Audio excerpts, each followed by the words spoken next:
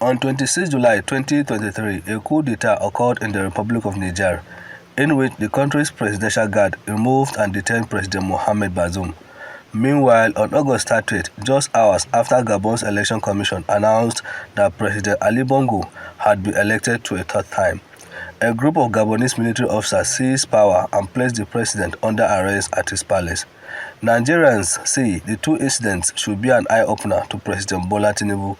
They therefore call on him to improve the welfare of the people and the economic conditions of the country. Well, it's rather unfortunate that we've reached a point that we have both internal and external forces creating more difficult situations within the African nations.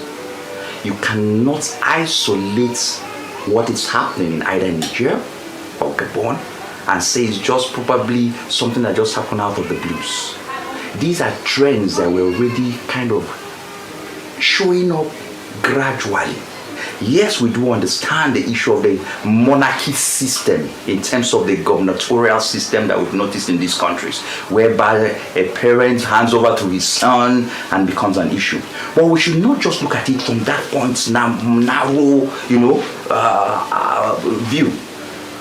When you consider the fact that the agitation of the people within these countries, of the kind of manipulation from their so-called colonial, if we can use that word at this point in time, being one of the things that they are irritated at. Because when you consider how a coup will take place in a country and the citizens are now jubilating, it tells you that there are two ways to it.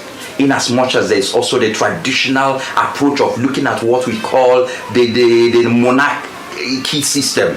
Because it's you might say it's democracy, but I must draw the attention of other countries right now that whether you like it or not, it is still safer to have a democratic system running in a nation, because the moment it starts to boil and boil, it will escalate beyond the surface, context that people are now arguing about. Having to deal with this unfortunate situation at this hour in the life of our democratic governance in Africa. However, we have to ask ourselves, why are we having this military interregnum?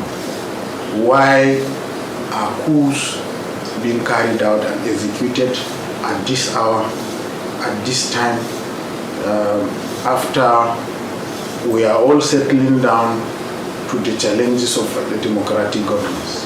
One, whether we like it or not, there are things that are precipitating this military intervention.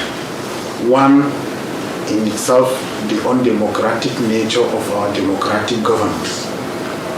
And you find out that somebody is being elected into office on a democratic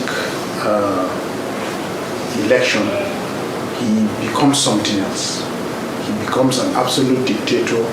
He does away with the rule of law. He does away with the separation of powers. He assumes dangerously powers that ordinarily should not be vested in one individual. So as a result of this, stinking corruption as well. Corruption does not necessarily mean stealing money. There are two different things actually. When you pervert process, that is corruption. The outcome is corruption. They also advised those nursing the idea of military government in Nigeria to perish the thought, saying democracy is far better than military regime. They also appealed to all and sundry to always remain calm and be law-abiding citizens for the development of Nigeria as a country. There is this Hausa saying, this is my advice to him. Secondly, he must look inwards.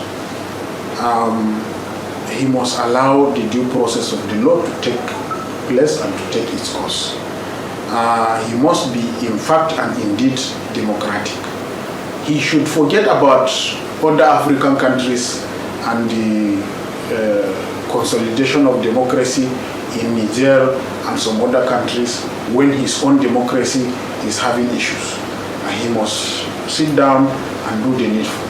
More of work than more of talk that he is doing, because he is doing a lot of talking instead of doing a lot of working. This is the right time for the president, whom of course is handling ECOWAS himself, to have a rethink. Now, we've already cautioned that the next thing to do is to develop a mechanism that will ensure that whichever policy or statement that is put out there in a crisis situation is well considered. Because most of the chaotic situation you see we're having presently about the Niger issue was because utterances were made, you understand, without considering the fact that you need to engage these people in dialogue.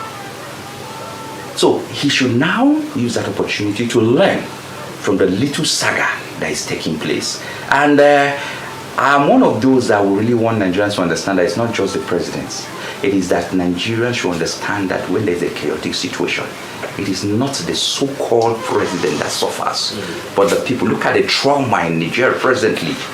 The light that is already being cut off. You can imagine the power struggle they're having in terms of having no electricity within their own country. Now, if that kind of a situation is happening there, it is a call to Nigerians and to the President of the Federal Republic of Nigeria to know that for any reason that this should escalate, you will not be asleep. Giwa Hebron, Arise News, Yola.